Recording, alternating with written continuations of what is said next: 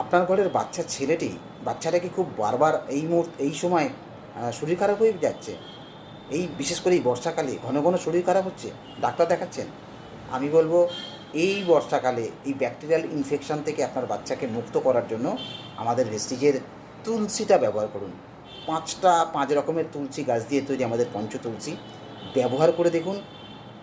সারাদিনে 3-4 বার বাচ্চাটিকে খাওয়ান, দেখবেন আপনার ছেলে আগের চেয়ে খুব তাড়াতাড়ি সুস্থ হয়ে উঠছে। এটা ব্যাপক রেজাল্ট দেয়।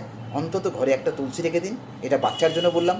আর বড়দের জন্য, যে অনেক বড়রা আছেন যারা বারবার ঠান্ডা লেগে যাচ্ছে এই সময়, ভিটামিন সি সাবলিঙ্গুয়াল স্প্রে আছে, ওটা খান।